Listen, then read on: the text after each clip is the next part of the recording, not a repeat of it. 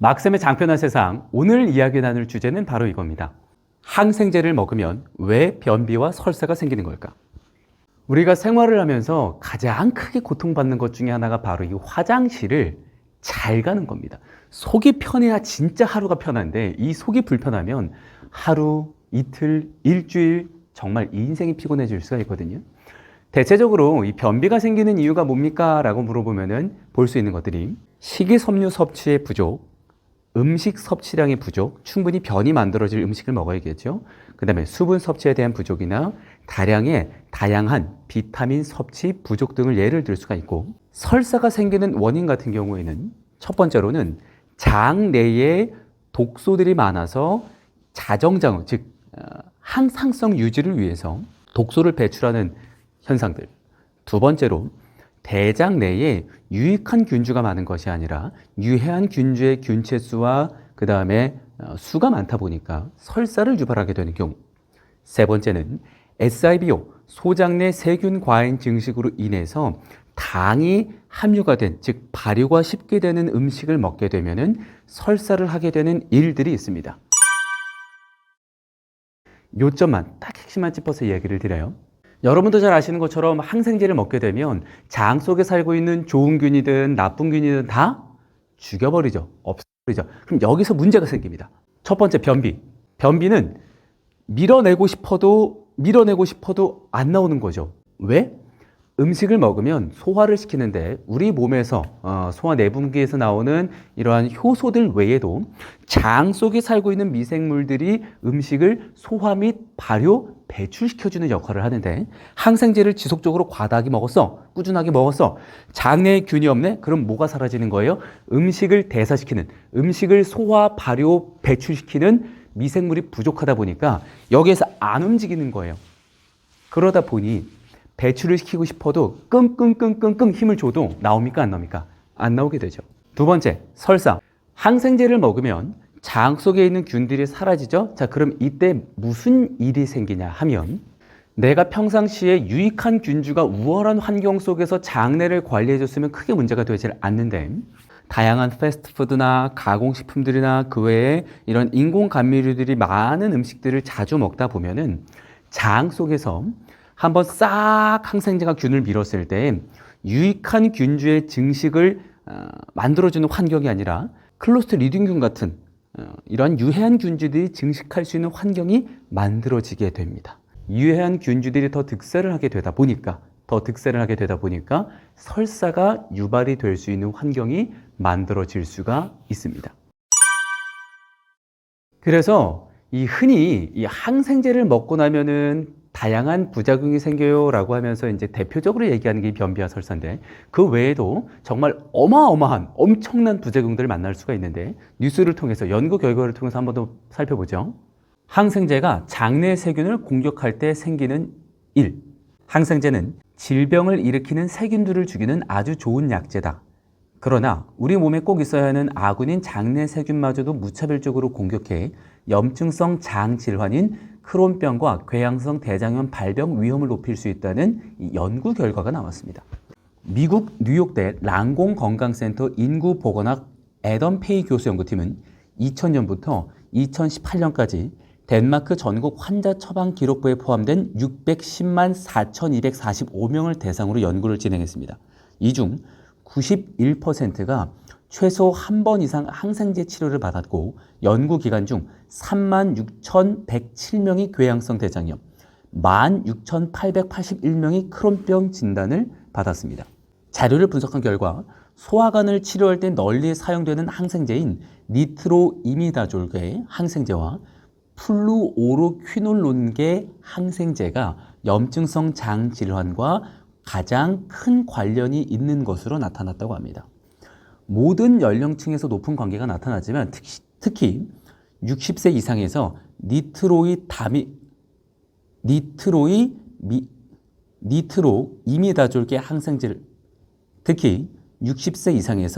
니트로이미다졸계 항생제를 사용하면 염증성 장 질환이 61% 증가했고, 플루오로퀴놀론계 항생제를 사용하면 54%가 증가했다는 뉴스를 볼 수가 있고요.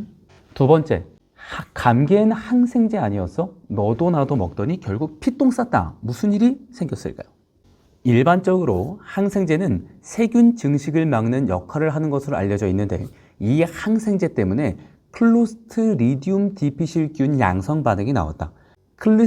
클리스트리디움 디피실균은 항생제 유발 설사균으로 항생제 복용 시 죽지 않고 증식해 장의 염증을 일으키는 세균이다. 최연호 삼성서울병원 소아청소년과 교수에 따르면 감기를 이유로 항생제를 사용할 경우 클리스트리디움 디피실균에 감염될 수 있다. 항생제 복용 이후 클리스트 똑같은 말입니다.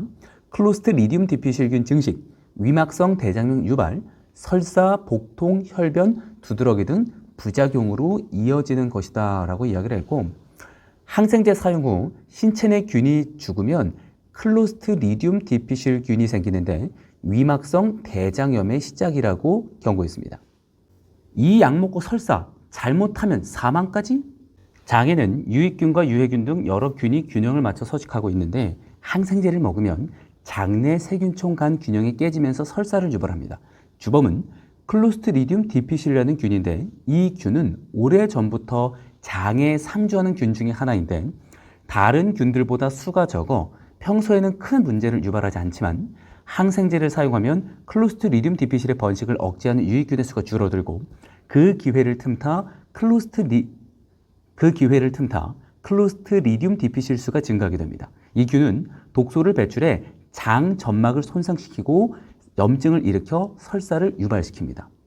국제학술지 란셋에 발표된 한 연구에 따르면 클로스트리디움 디피실로 생긴 설사가 환자 사망률을 증가시키는 요인으로도 작용하는 것으로 나타났다 라고 합니다. 연구팀이 3개월간 클로스트리디움 감염 디피실 환자를 관찰한 결과 환자의 22%가 사망했는데 사망한 환자의 40%가 클로스트리디움 디피실이 사망인 것으로 나타났다, 확인됐다라는 뉴스를 볼 수가 있고요.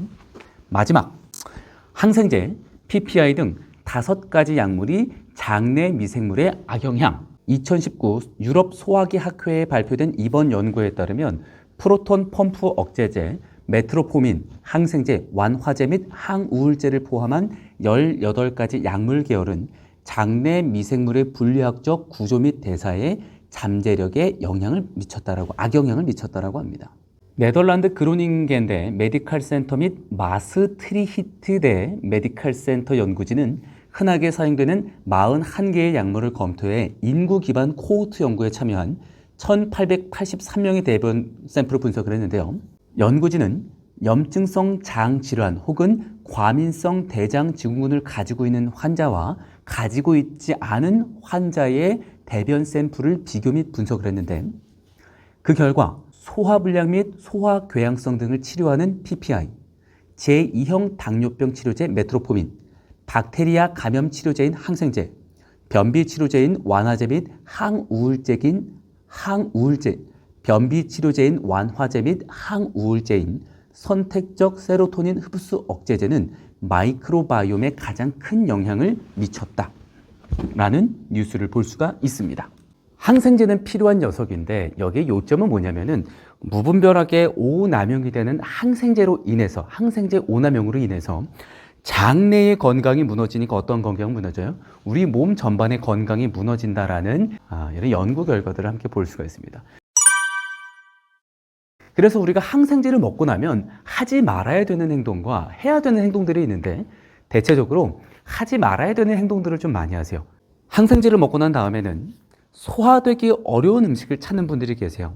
밀가루로 된 것들이나 패스트푸드나 방부 처리가 된 음식들, 다량의 감미료가 첨가된 음료나 음식을 찾거나 이러한 불포화 지방선으로 되어 있어서 산화나 산패가 되기 쉬운 이런 식물성 기름들로 튀겨진 혹은 만들어진 음식들을 찾는 경우가 많이 있다 보니까 장내에 유익한 균주가 증식하는 게 아니라 유해한 균주들이 증식할 수 있는 위험이 높아지게 됩니다. 그래서 항생제를 먹고 난 이후에는 우리가 대체적으로 속이 편해지는 음식, 내가 좋아하는 음식 말고 장이 좋아하는 음식, 몸이 좋아하는 음식을 좀 먹어줄 필요가 있어요.